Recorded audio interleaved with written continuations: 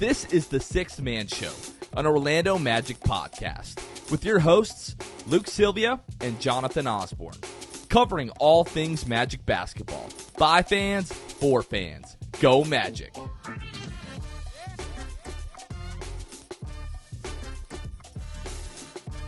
What's going on, Orlando Magic fans? You guys are back with the Sixth Man Show. Today is September 5th, 2022. Jonathan Osborne here. As always, I am joined by my co-host, Luke Sylvia. Luke, what is up, bro? Well, as you guys are listening to this, I'm probably just chilling out. This is a long weekend, so just being able to hang out, not have to work today. So I'm probably just enjoying myself right now in real time. But currently, I'm great. You know, we just kind of hanging out, had a good week. What about you? Anything fun that you're planning on doing this long weekend? Yeah, so if obviously you guys might be a little bit confused right now, understandably so. We're recording this Friday night. Producer Kevin has some fantastic plans this weekend, this Labor Day weekend. So because of that, we're recording a few days early. But you guys are listening to this on Labor Day. Thank you for reminding me, Luke. Happy Labor Day. I hope you are resting from your labors on this Labor Day. No, you know what I'm hoping? I'm hoping I get to play a lot of World of Warcraft this weekend. I've been back into WoW recently.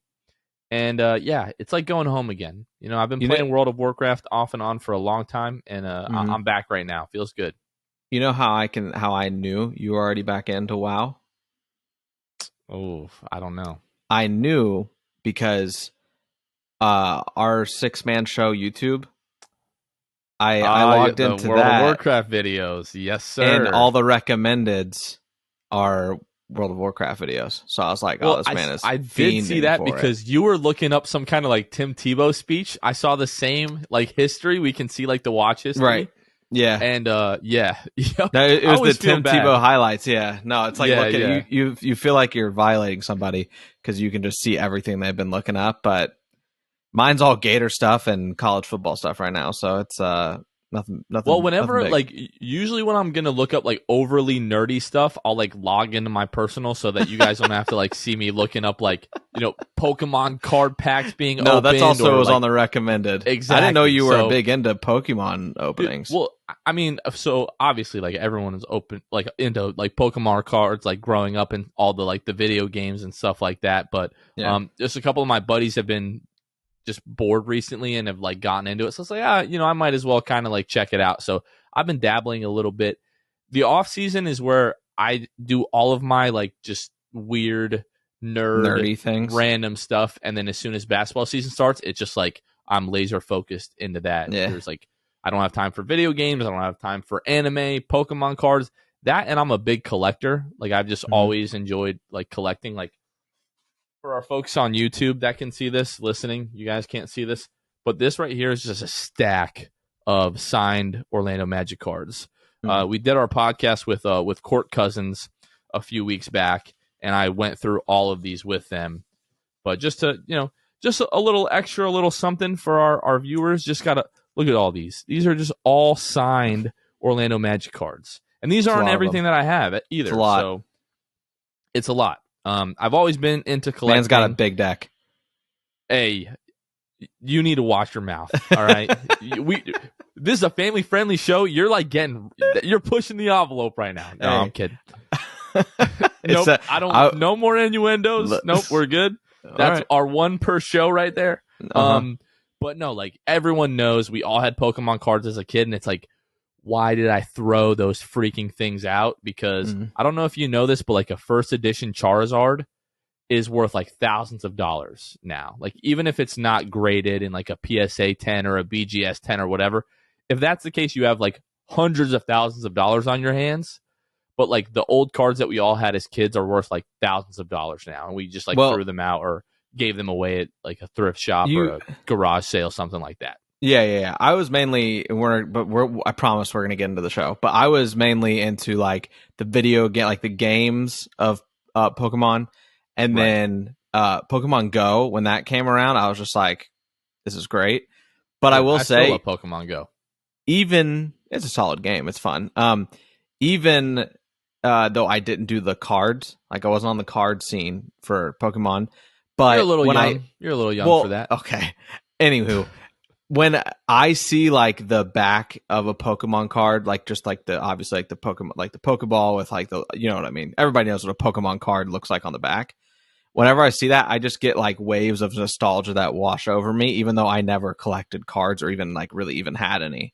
So that's how you know that a company has done it the right way, because it's just like a pure nostalgic feeling, even though I had no ties to the cards. So that was my right there. Is that what you're referring to right there, it baby? is beautiful. It is That's beautiful. right. So yeah, that's my Pokemon input there. Yeah, so I was big into Pokemon and I was big into Yu-Gi-Oh as well. Like that was like my jam, like my generation. I was Remember what into those the cards look anime like and as everything well. like that. It's like the golden brown, like looking back of the card, right? Maybe it is. Oh, Maybe it is right there. Yeah, A little Yu-Gi-Oh action. Mm-hmm. But dude, all of those old cards, like I had the Dark Magician, Blue Eyes White Dragon, Red Eyes Black Dragon, all that stuff is worth thousands of dollars now. Really enough to make you sick if you just dwell on that for too long. But yeah. Anyways, my name is Jonathan Osborne, and I am a total freaking nerd. If you didn't know that by now you know. Yeah. This week we actually are going to talk Orlando Magic basketball, believe it or not.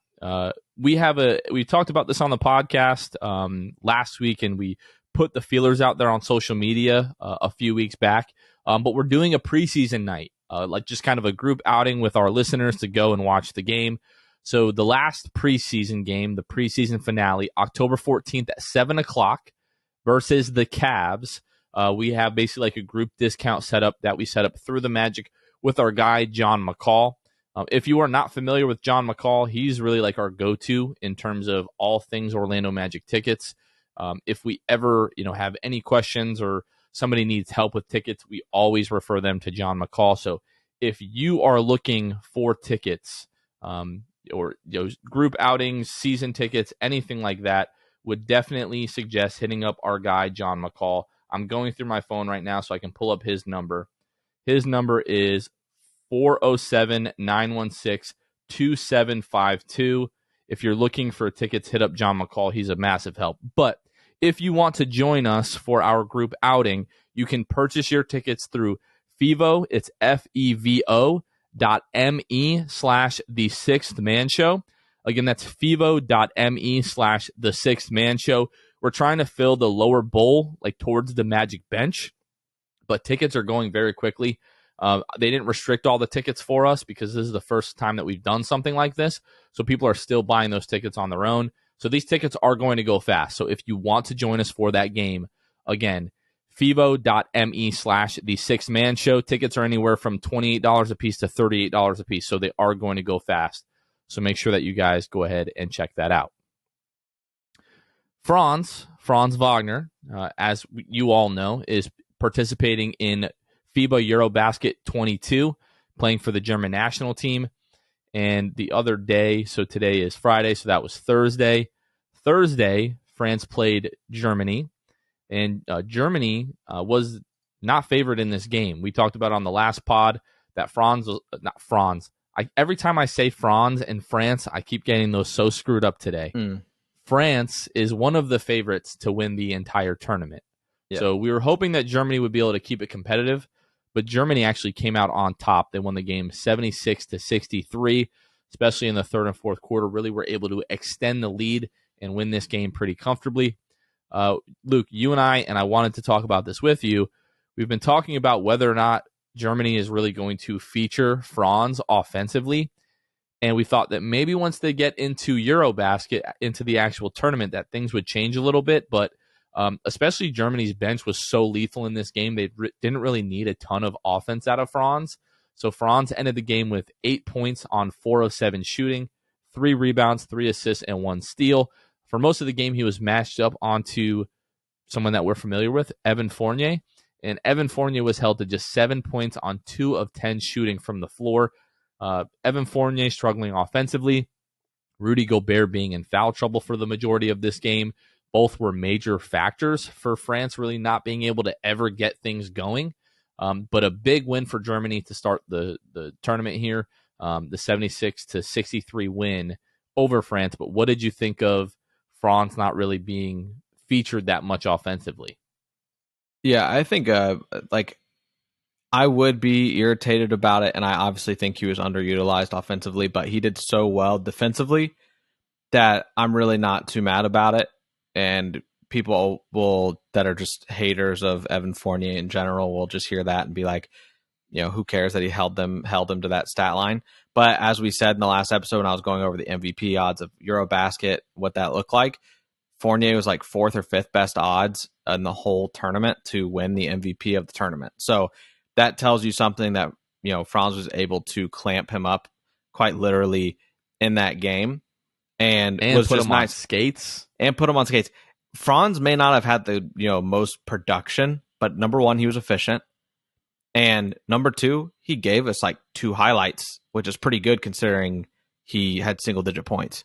So, it is what it is. I think he's just playing his role. I do think that we talked about earlier as well, if Franz isn't featured, it is a lot to do with the fact that it is a seniority type prove it thing when you were playing international basketball.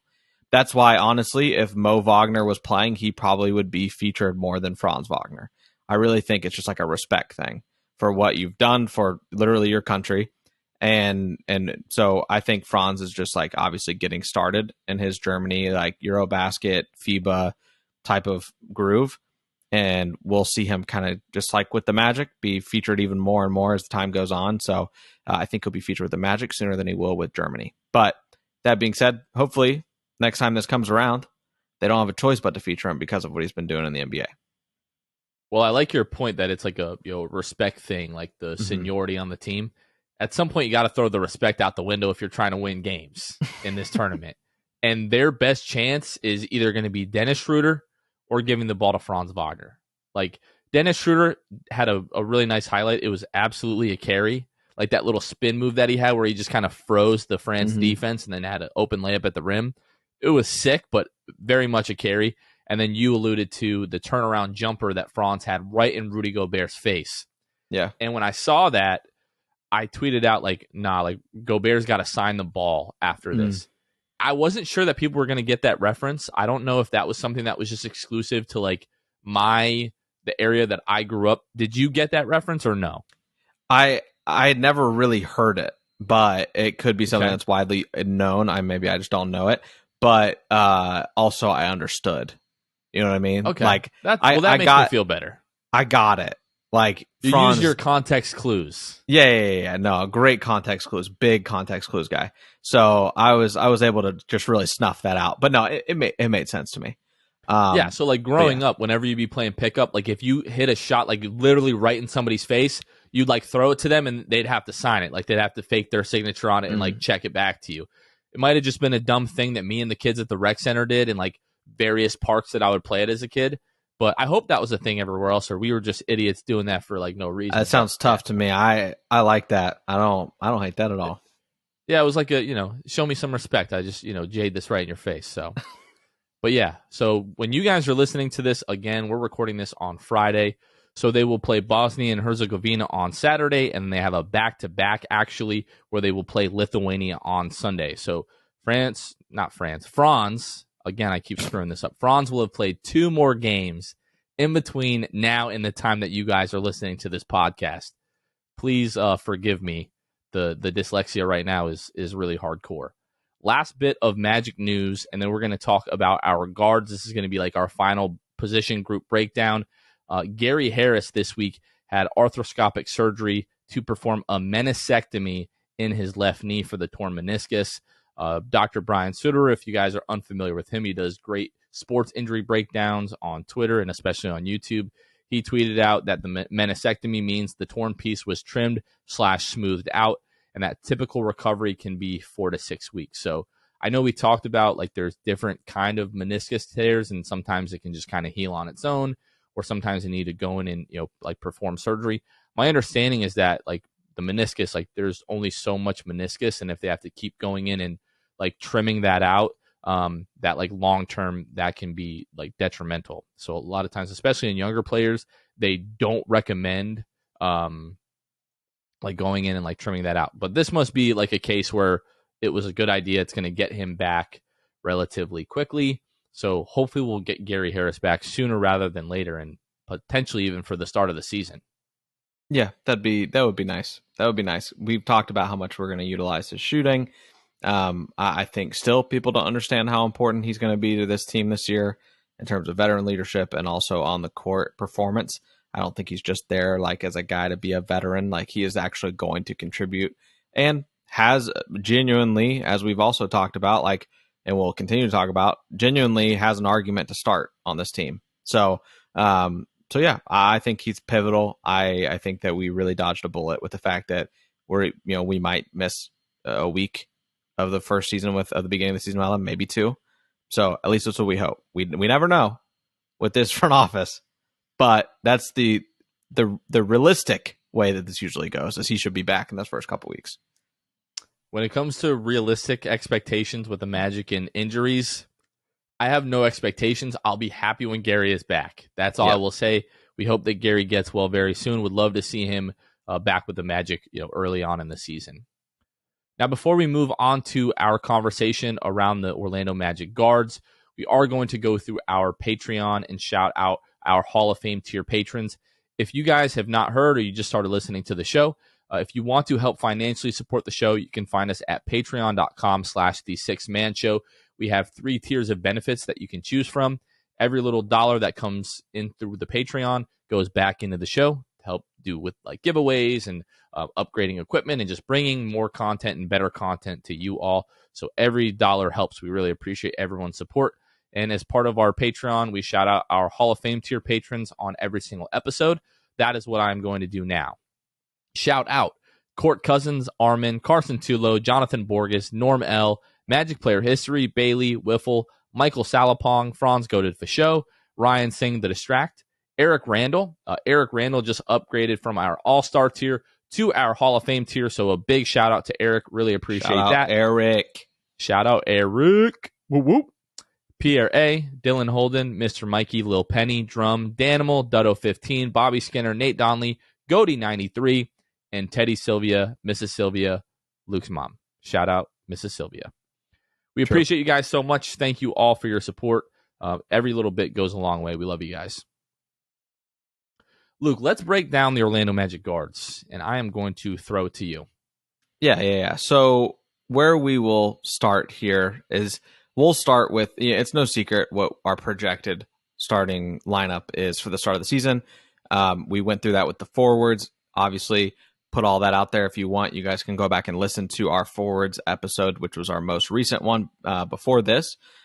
But with that being said, we first can talk about Markelle Fultz. Oh, you love the nickname. The middle name. I love the middle name. It's a sick middle name that I've never heard before, so I always use it. Anyway, what's your middle name? Do you have a middle name? Benjamin. Yeah. Have you ever met someone that doesn't have a middle name? Yeah, my cousin. Yeah. I grew up, one of my best friends didn't have a middle name. I always find that weird. Yeah. Like your parents didn't love you enough to give you a middle name. Do you want to talk about Markelle Fultz? Yeah, let's do that. We want to talk about middle names. Okay. All right. Yeah. It's a sick middle name. It is. It is actually. So let's talk about Markelle, because last season we obviously got limited glimpses of him. 18 games, 3 games where he started. Near the end of the year, we got him really going over that 20-minute limit, but still ended the year averaging exactly 20 minutes per game with 10.8 points per game, 2.7 rebounds, 5.5 assists, 2.2 turnovers. He was shooting less than a 3 a game at 23.5% and almost 10 field goals a game at 47.4%. Is there anything, like, do you think this is even up for debate that Markelle Fultz is starting opening night for the Magic? I don't think it's a debate whatsoever.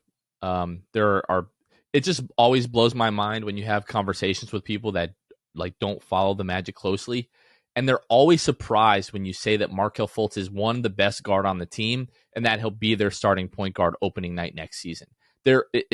Without failure, they are always surprised, and it's just like, man, you didn't even attempt to watch the Magic last year. It's always followed up by like, really? Yeah, every time. Always. They're always surprised. It's so funny. But yeah, to me, it's not a conversation at all. He should be the starter opening night. And I think it's just important to let people know like why he's so important to the team. Like improves the offense so much. The Magic don't really have another true point guard on the roster, and he just like sets the table up for everyone else. Like if you are open, Markelle Fultz is going to get you the basketball. There is not a place on the floor that he cannot place the basketball. If you are cutting and you're open, you are getting the ball and you're getting an open layup. That, and he just gets to the rim whenever he wants. It does not matter who is in front of him. He just has this unorthodox style of movement. People call it like herky-jerky, and he just gets to the rim at will, and he is a above average mid-range shooter. So although the three-point shooting is obviously not what it was at Washington, yeah, it's just like when he gets to his spots, they call them his kill spots because he's getting to them and he's going to score, and there's nothing that you can do about it. And he's obviously a big point guard, incredibly athletic, capable defender. Markelle Fultz is just right now the best well-rounded guard on the team, and he should be our point guard opening night. Yeah, and we've alluded to this already. We've talked about it before, but because we are talking about Markelle, I want to just reiterate how important he is. Markelle Fultz, when we had Stephen Kagan on of NBA University, I don't even know, that was like a little more than a month ago at this point. Off season just runs together. I don't remember when we did things. But he pointed out Markelle was number 2 in the NBA in high value assists behind Trae Young. And this is all factored in per 36, obviously, because Markelle only played 20 minutes a game. But he had 10.1 high value assists per 75. So essentially, if you want to get past just kind of go into what the high value assist is. So, and correct me if I'm wrong, because what I was about to say was, I am not an analytic guru. We have made that just very obvious. All I know in terms of that is that he is number 2 behind Trae, and he's with the elite. Like all we know, that boy nice. That boy is nice. No, but correct me if I'm wrong. But essentially, it is past that, lead to an open three or I believe it was like a layup, right? Like what is do you remember what free throw attempts or free throw attempts? So it's a layup, an open three, or a free throw attempt. Yeah. So I was partially right there. But all that to say, Markelle, number 2 at that, really just provides the insight to where, Markelle is just so valuable to this team. Obviously, I'm on board. Markelle is going to be starting opening night. I would be very surprised if not. And now, Jonathan, we can kind of transition to the 2 spot. Who we think will be starting at the 2 spot. I'm going to say Jalen Suggs. Are you also in the Jalen Suggs camp in terms of who you think realistically starts? I think it should be. The issue is, and a lot of people have brought this up, and that's why the injury to Gary Harris was just kind of took the wind out of a lot of people's sails, is because starting a backcourt of Markelle Fultz and Jalen Suggs, who Jalen Suggs was a 21% 3-point shooter, you have like no shooting in that backcourt. And for a lot of people, for obvious reasons, in terms of spacing, that is a big concern. So defensively and just like in terms of like potential, I really like the fit with Markelle and Jalen Suggs, along with Franz and Paolo and Wendell. Like that is, to me, one of the best passing lineups in the entire league, like from night one, with Markelle and Jalen and Paolo and Franz and Wendell. All of those guys are like above average playmakers for their position. And I just feel like it would be such fun basketball to see those guys on the floor together. And then obviously they're all very capable defenders. But again, the shooting is an issue. So people that are like, wait a minute, what about Cole Anthony? Like, I'm not dismissing Cole Anthony. Obviously what we saw out of Cole last year, like the first 20 some odd games, like October and November, was scoring close to 20 points a game on relatively good efficiency. If what we saw after that point was just Cole like being injured, which he was, with the ankle injuries and stuff like that, and we just never really saw him like get back to that same level, and he's able to get anywhere near that, like, to me, I would argue, if you're giving me for sure October, November Cole Anthony or Jalen Suggs, who you don't know if he's improved as a shooter, I would just say start Cole Anthony. Just in terms of like offense, he's the better option right now next to Markelle Fultz. Now, defensively, you got Markelle, you've got those other guys. I think you could hide Cole to a certain extent in that lineup. But all that aside, I think it should be Jalen Suggs to start the year. And I am expecting Jalen to take like a significant leap in terms of his shooting ability. 21% to me, there's just no way that he's going to be quite that bad again. Like, even if he's around 30, I will take that this year. Yeah. There's a lot that goes into this conversation. I think that we have just said for so long that Jalen Suggs will be the starting shooting guard, probably like going into next season. I feel like we've said it enough that it's gotten to the point where like we've just accepted it. Not that it's wrong, but there's arguments to present in terms of Cole running that 2 spot.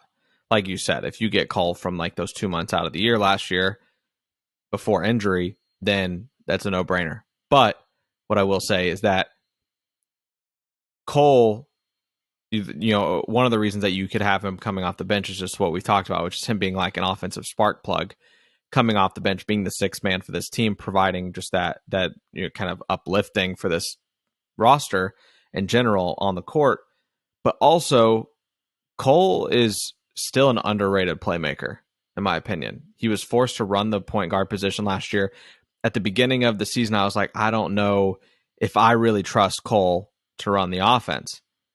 And then Cole Anthony, and I'll list Jalen's numbers here in a second, but Cole Anthony averaged 5.7 assists and 2.6 turnovers a game last year. Like, those aren't numbers that should like those aren't bad numbers at all, and definitely warrant somebody who could play the point guard position if needed. So I wouldn't be surprised if he comes off the bench solely for this fact that he's going to be running the point guard position because you don't really trust the rest of the guys on the bench to run it. We know who's on that bench, and we're going to talk about them, but like it just might come down to that.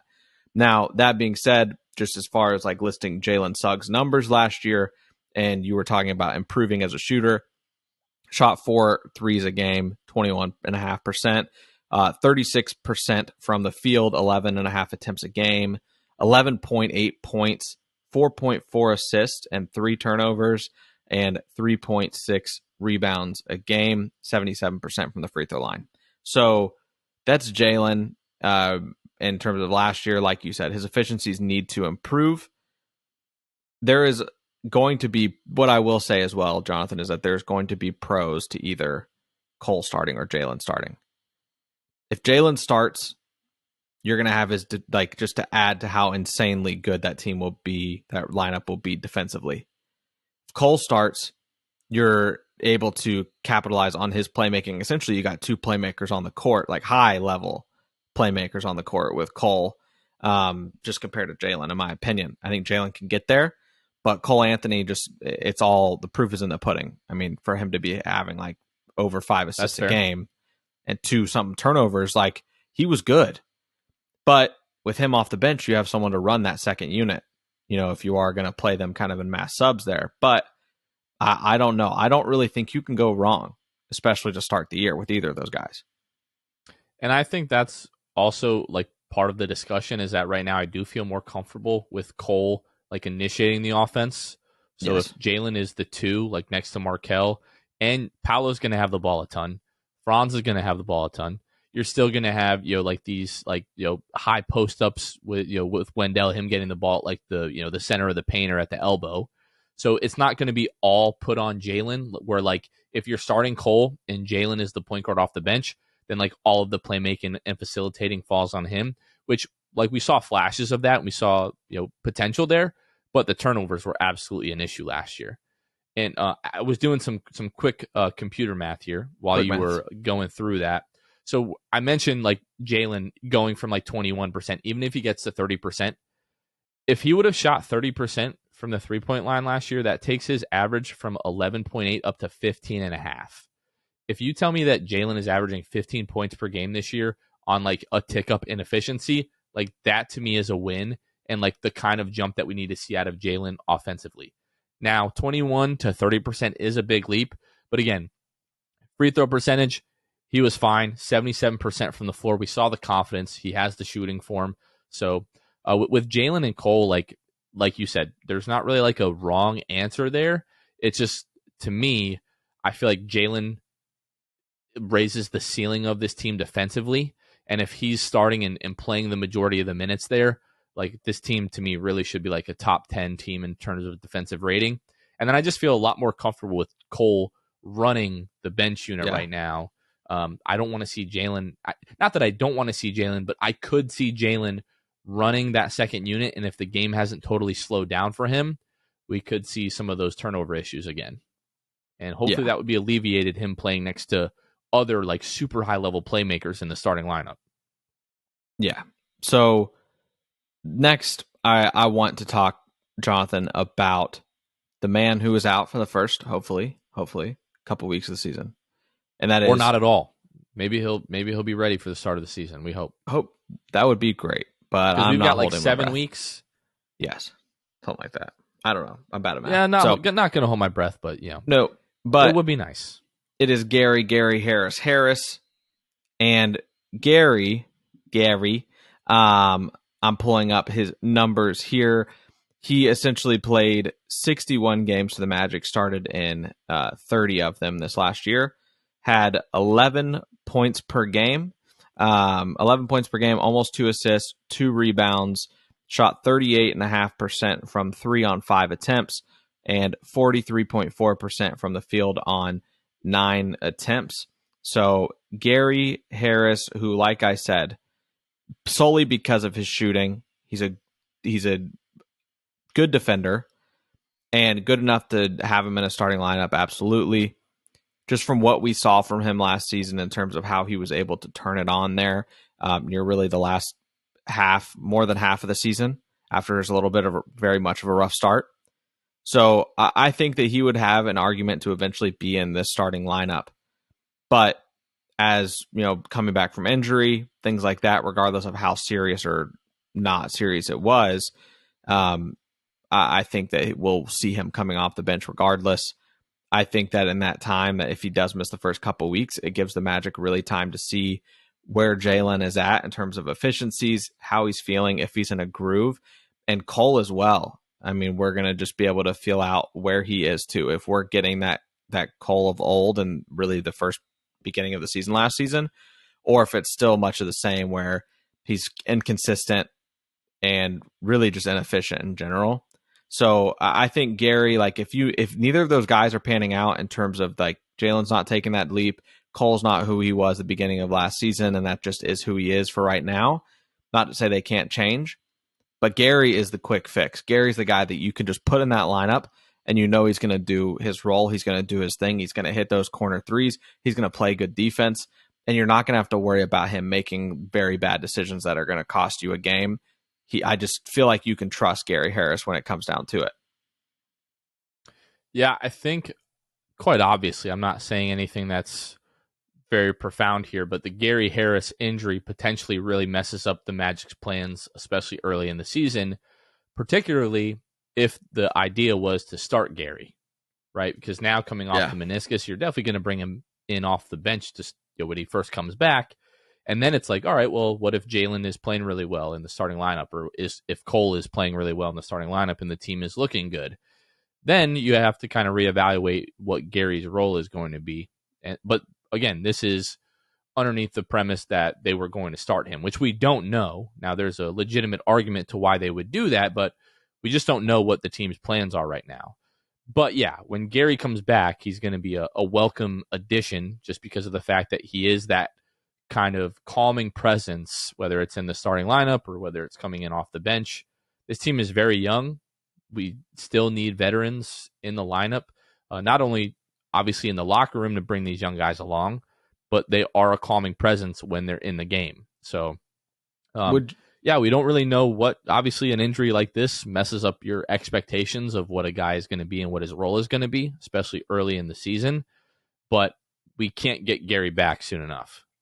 Would you, and I'm just thinking out loud, I haven't thought of this yet. Would you say that there is a legitimate chance that Jamal Mosley does not know who he's rolling out on opening night starting? I think right now there's a chance. Like, I feel like he probably has a pretty good idea. Now, we can go back to a couple of months ago, like right after the draft, and Jeff Weltman, talking to the media. He was on the Ryan Russillo podcast, and he was talking about who their starters were, and we're like going through the ages of them. You're right. And it matched up basically with Markelle, Jalen, Franz, Paolo, and Wendell. So it's fun to have these conversations, and we can be talking about this. Jeff Weltman definitely doesn't listen to the pod, but if he does, he's just sitting back like, you idiots. We already know exactly what we're going to do. So they could know right now, but if not, like training camp and preseason, like that's kind of what that is for to a certain extent. I can't help but go back to last season when, and we talked about this recently as well, talking about, the centers and everything. But when Mo and Dell started next to each other, I think if it wasn't for preseason in general, like if preseason did not exist, I don't think we see that on opening night as a starting lineup. Just because that is what preseason is for. And especially with Jamal Mosley coming into like his first year as a head coach in general, first year really getting to know these guys on the Magic roster and what they can do, what their strengths and what their weaknesses are, what their chemistry levels are like. Preseason is pivotal. It is only his second year. I know that now he has a much better pulse on this team and what these guys are capable of and all of those things that he has learned over the last year. But all that to say, I wouldn't be surprised if come preseason, if his lineups that he's throwing out there, legitimately he's seeing what works. There is so much versatility with these lineups in general, and I'm sure we will do a whole episode on what those lineups will look like in depth and the strengths and weaknesses of those at some point. Can I be honest with you? What? I don't want to do that. You want to know why? Because there are so many different possibilities with this I know. Team, like it's different things that it's different lineups. It's a magical out there. It is magical what you can do with the lineups of this team. Bro.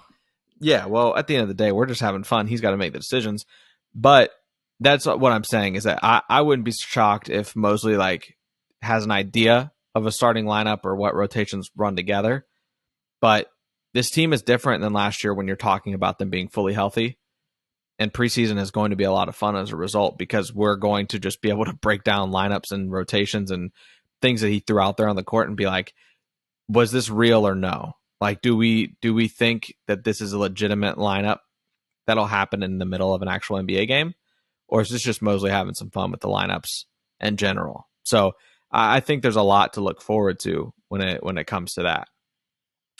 I want to now get into RJ Hampton. He's the next one really on the list in terms of like a depth chart for me. Just to recap up to this point, we have talked about Markelle, Jalen, Suggs, Cole Anthony, and Gary Harris. So RJ Hampton is kind of next on my list. Him and like Terrence Ross really go 1 and 2 for me, honestly. But Gary out, I could see Terrence just really sliding in and replacing him if he is out those first couple weeks for sure. But we will see. But for right now, we'll talk about RJ Hampton, Jonathan. As far as RJ goes, last season, 21, almost basically 22 minutes a game. He averaged 7.5 points a game, 2.5 assists, and 3 rebounds on 35% from 3 attempts per game, and then 38% from the field on 7 field goals a game. So is there anything on RJ? Are you expecting him to thrive this year? Or like where do you think RJ is at in terms of even what he's going to, how he's going to view this season in general? Well, I feel like we have this conversation every other pod almost about RJ. Feels that way. It's just about him accepting his role as a true 3-and-D like specialist. I feel like we have enough tape on RJ. He's obviously incredibly talented, very athletic, high flyer, very quick guy. But I think we've seen enough to realize that he's not going to be a point guard in the league, and then he's not going to be like even your secondary ball handler in most situations. To me, he just needs to come in and, again, just embrace the role of being a true 3-and-D guy. I believe he shot 40% on catch and shoot threes last year, which is right where you want guys to be. And what can be a pesky defender. Like we very much won that home game against Utah last year because of his defense on good grief, his defense on Donovan Mitchell, down the stretch of that game. So, with RJ, I just wanted to embrace his role, and I think if he does that, he has the potential to be like a really high level role player. Like it seems like every single year, some team is trading for one of these guys, like a contender is trading for one of these guys, and you're like, oh wow, that's the kind of guy that might like make or break that team's championship run. Like that's a legitimate addition. And I do think that RJ has a true path to becoming like something similar to that. Like a high-level role player that is going to shoot 40% from three and is going to be able to guard like the other team's, second or third best player at times. And if he can do that, I feel like he can have a real role on this team. I feel like he'll be like a regular in the rotation. But if he, or for some reason, I feel like the Magic should have seen enough at this point to say, okay, this is what we want you to do. But if they try to like keep pushing him into this like playmaking role, I think they're just setting him up. I don't want to say failure, but not exactly for success. So I think all parties involved should agree on what RJ's role needs to be moving forward. Yeah. And honestly, there's not much else to add. We talk about RJ a lot just because we really don't know what to expect from him this upcoming season. We know what we hope to expect, which is everything that you just talked about. But the one thing I'm noting here, really, before we move on to T. Ross, because like I said, I feel like RJ, we've talked about him enough. Everybody understands where we're at with him. I'm looking at these guards, Jonathan, and there's, let's see, 1, 2, 3, 4, 5, 6, 7, 8. Usually a rotation in the NBA is like you're playing 9 guys, typically, sometimes 10. You can stretch it to 10. And we're talking about 8 guards that we believe there's a world where like at least most of them are getting minutes, like 7 of them. So at the end of the day, someone's going to be 7 guards are going to get minutes. Well, no, there's an argument to be made for at least 7 of these people to get minutes. I'm like, good grief, we're running 12, we're 13 deep. Yeah, well, we'll see, but that's crazy to me, and we can circle back to that and touch on it briefly after we go through kind of the remaining list here. But I just want to point that out. That's something like I realized in real time. Just we say it all the time. We have so many guys that are vying for minutes on this team that there's just not enough to go around. We know that after training camp, before and after preseason, before the season starts, one guy is going to have to be off the team. Like there just literally is not enough room. You're at 16, right? And you need 15 on opening night. So going to be interesting how that shakes out. Someone's getting traded or someone's getting waived. Like it has to happen before opening night. So I assume that comes from the guard group because there are so freaking many. But we'll see where it kind of shakes out. There's a lot of forwards and centers as well. But with that being said, we can talk here about Terrence Ross. The Human Torch last year was not so torchy. 10 points a game, 2.6 rebounds, 1.8 assists, 1 turnover, 29% from 3 on 4 attempts. That's so ridiculous. And then 39.7% from the field on 8.8 attempts. What do you think is in store for Mr. Terrence Ross this season? So I think a lot of us would agree that Terrence seemed pretty checked out last season.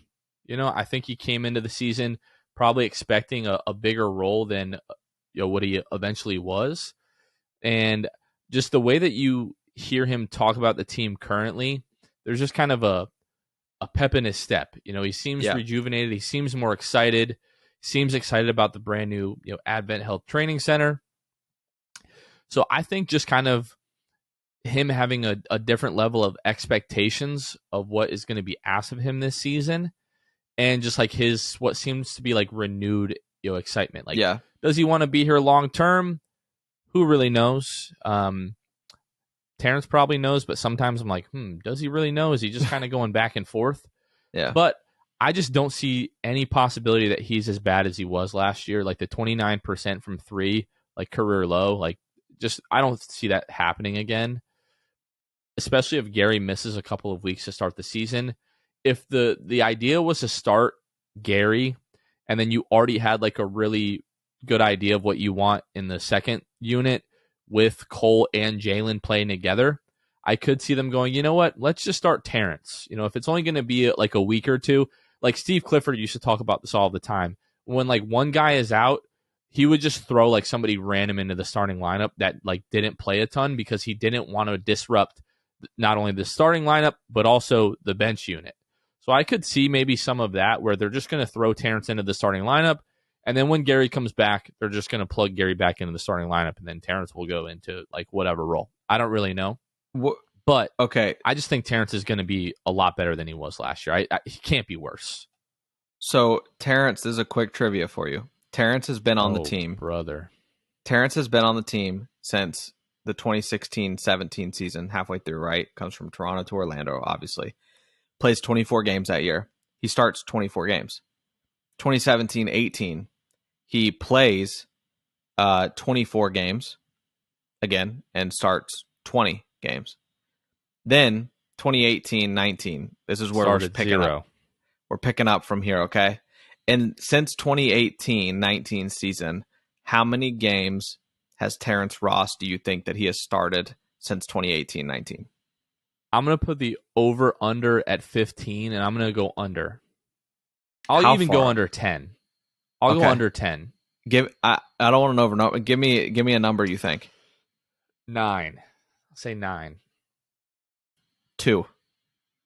Oh my goodness gracious! I mean, he's just like the epitome of a sixth man. Like and he does like when he is engaged in that role. Unless he's just like completely fallen off, which I don't think so, because like a lot of his game relies on his athleticism, and he still has almost all of that. But yeah, 2, I was not expecting that. But like he is the epitome of like a really good sixth man. Yeah. Well, we saw it in 2018. He shot 7 threes a game and shot 38% from 3.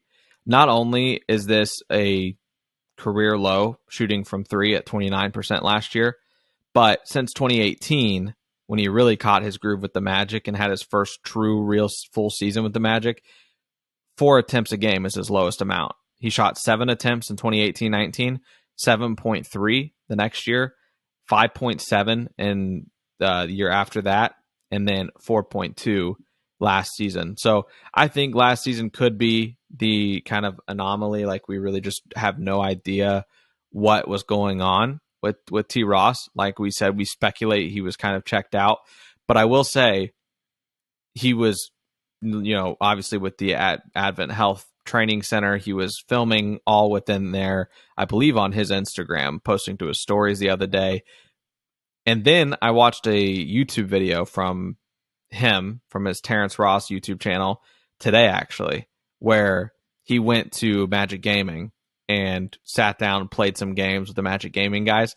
That is not to say that he's like just rooted in Orlando, but I do think that's a good sign that he is putting himself out there. Like he is doing stuff like working, going to meet the Magic Gaming players, which I'm sure was a cool thing for them, and getting to play, a few games of 2K with them, as well as the Advent Health training, facility.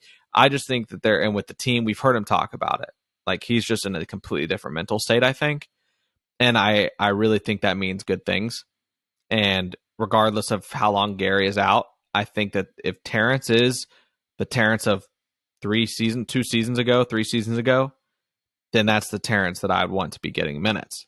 And if T. Ross is that T. Ross, like if T. Ross is able to give you 38% from 3, like 2018 T. Ross, are you starting him over Gary Harris? Or not starting him? Are you playing him over Gary Harris? Or do you think that are you still leaning Gary on that? I'm still leaning Gary. I'm Gary. All aboard the Gary train. But yeah, I mean, just like the added, to me, like Gary is more of a calming presence on the floor.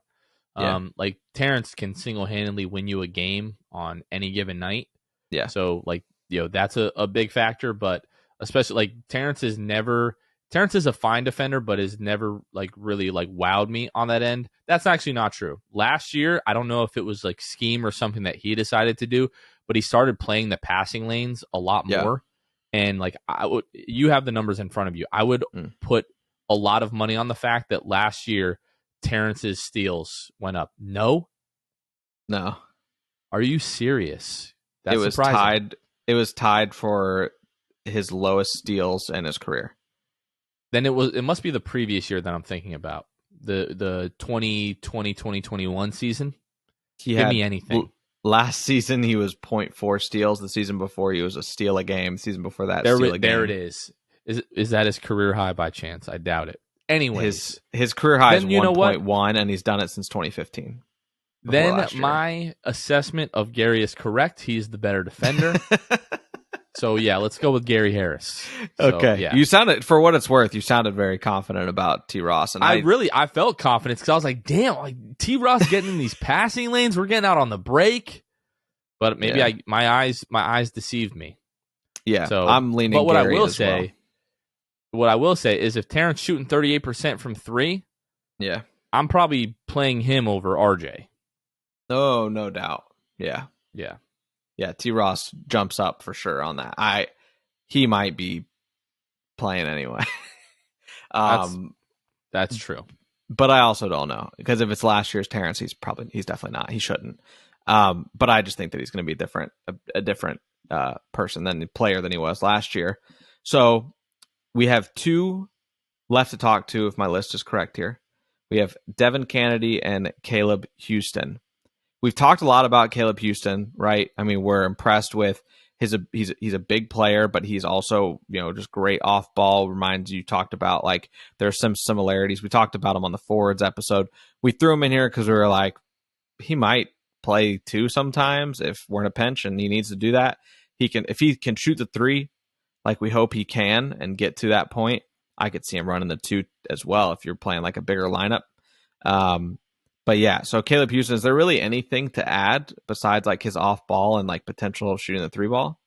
Well, I feel like the conversation with Caleb is so right now intertwined with Devin because like you alluded to it, there's 16 guys right now that we think are like capable of making like the actual active roster.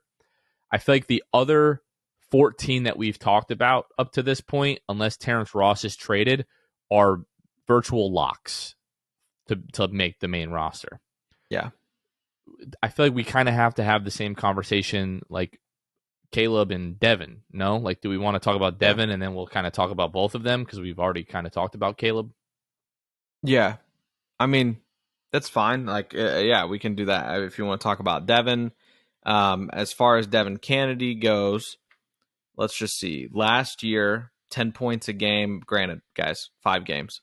But 10 points a game, 2 assists, 1 steal. Let's see, 1.2 rebounds. Shot 7.5 threes a game at 40.5%, and 9 field goals at 34%.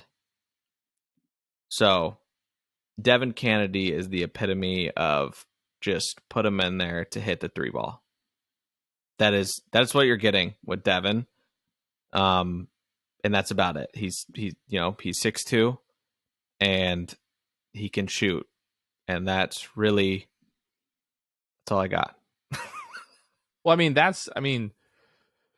the hard part of this conversation is that we don't expect really either of these guys to be like heavily in the rotation. Yeah, I guess Caleb would surprise me a little bit less than Devin, just because it feels like because of Devin's size and like he's such a 3-point specialist, I just don't see him being in the rotation like right away, like barring injury. Like Caleb gives you a little bit more just because of the size and like the defense. So I could see him like maybe getting into the rotation because of those things. But to me, like when I just look at the contracts, right? So Devin, basically it's a 3-year, $3,754,000 deal. The second year is fully non-guaranteed, and the first year that we're like going into right now is non-guaranteed. It becomes fully guaranteed on January 10th. Then when we look at Caleb signed a 4-year, $8.2 million deal. The first 2 years are fully guaranteed, and then the third and the fourth obviously are not fully guaranteed. But they've invested more money into Caleb Houston. They never used their second-round picks, and this year we see them take him, with the 32nd pick in the draft. And I just feel like he is more of like the archetype of what John and Jeff look for. Good size at 6'8". He's a solid defender, can shoot the ball a little bit, and he's kind of younger, kind of fits the timeline a little bit better for the Magic. So I'm not saying because Devin isn't a good player, like the Magic desperately needs shooting, and Devin definitely supplies you with that. But just kind of all of those factors makes me feel like Caleb is the guy. Now, I don't know what that means for Caleb because we have Admiral Schofield and we have Kevon Harris as the two-ways currently. You can't convert a contract just from like a standard contract to a two-way. You would have to waive them. They would have to clear waivers, and then you can sign them to a two-way. So I just really don't know what it means. If I had to guess, and we're having this conversation around one guy probably has to get either traded or waived. And unless Terrence is moved relatively quickly, and that might happen. That might be the plan, and to keep Caleb and Devin. But if you don't trade somebody, I feel like Devin would be the odd man out, unfortunately. Is it kind of wild like that we're to the point where if you would have told us this was the case like a few years ago, we'd be like, you're out of your mind, that Terrence Ross being on the team, like it's really coming down to Devin Cannady or Terrence Ross is what it feels like. Because like you said, Caleb Houston's had more invested in him. It's T. Ross or Devin Cannady.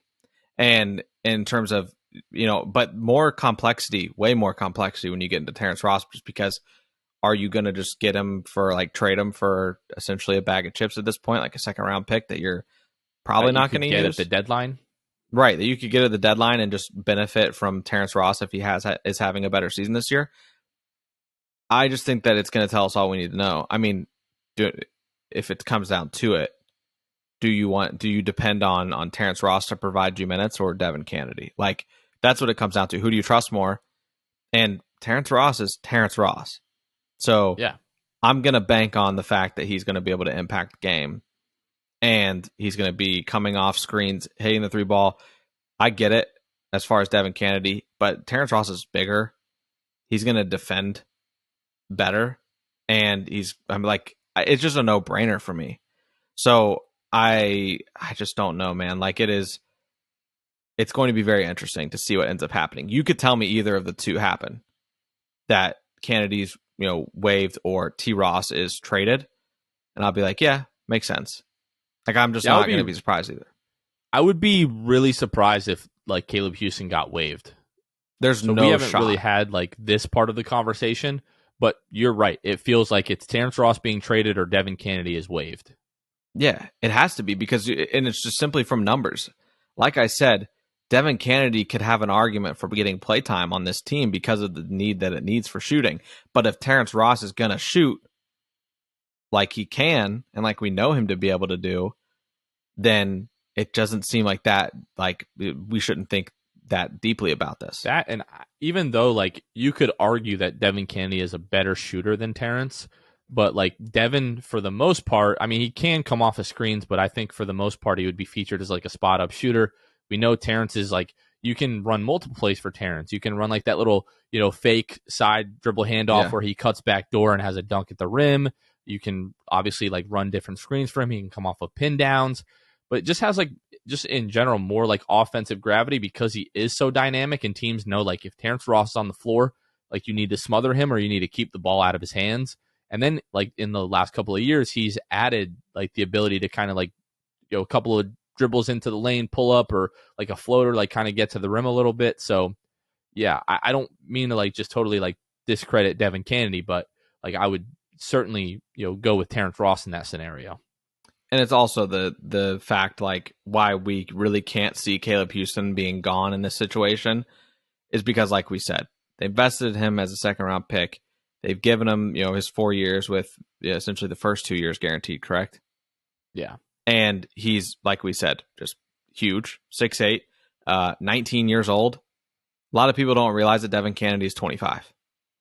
So I think that because he's young in his NBA career, people don't realize that. They might think he's 22, 23, but he's 25.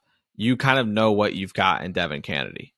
Caleb Houston, you really don't know. You're still judging him based off potential. And at this point, Devin Cannady, you're just kind of like, I know who he is. But so I think that really is kind of the deciding factors for me in terms of that discussion. So ultimately, I fully expect it to come down between Terrence and Devin, and we'll see what happens. I like I said, I don't know that I would be shocked either way if T. Ross does get traded, just based on what we've heard and rumors about Terrence Ross over the last couple seasons, and Terrence Ross's attitude last season. It felt like he went from saying, I don't think I'm going to be on the Magic long term, to I'm really excited about the future of this team. Yeah. So I don't know. Something happened there. I think a conversation happened. Like Alabama happened, baby. Yeah, right. But I'm saying, like, there was definitely a conversation. There's a temperature check. If you want to get out of here, we need you to not trash the team and say you want to be traded. Thank you very much. Well, regardless, like, it might have been just like, hey, we're excited for you in this team. If you are, like, if you are in, you're in. Tell us, let us know. And T. Ross was like, okay.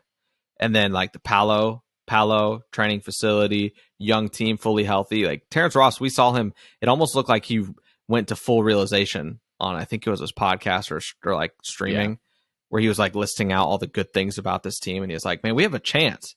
Like, we can do it. And you could see, like, he was pulling up, like, his computer tabs. He said playoffs. He said we have a chance at the playoffs. He said we could effing make the playoffs. Yeah. And he was, like, pulling up the standings, and, like, he was genuinely getting excited about it. So it just didn't seem like a demeanor of a guy that knew that he was going to be leaving.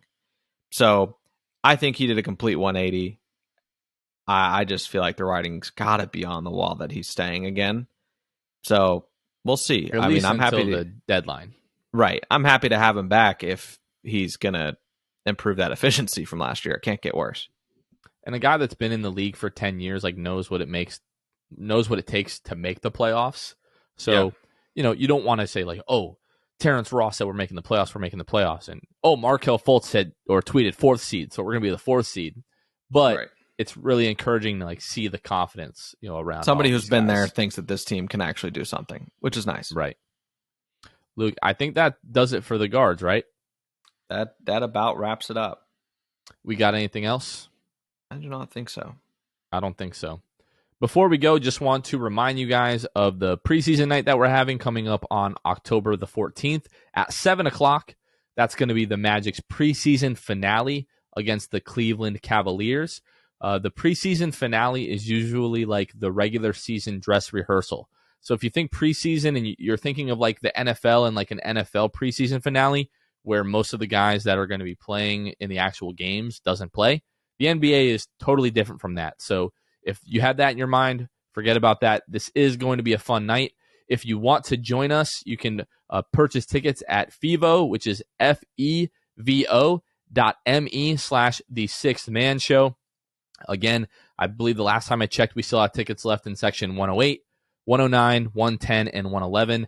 It's just kind of like the first section on the other end of the tunnel near the Magic bench, and just kind of throughout the lower bowl there. So if you want to come join the game and hang out with us that night, it's going to be a lot of fun. So again, FEVO.me/The Sixth Man Show. We really hope to see you guys there. Well, other than that, that is going to do it for us. For Luke Sylvia, this has been Jonathan Osborne. You guys have been listening to The Sixth Man Show, and we will catch you guys next time. See ya. Thanks for listening to The Sixth Man Show. Be sure to subscribe on iTunes and Spotify to get new episodes downloaded directly to your phone. If you enjoyed the show, please take a minute to give us a 5-star rating and a review. It helps out the show a lot. Follow us on Twitter, Instagram, and Facebook at Sixth Man Show. We'll catch you guys next time. Go Magic!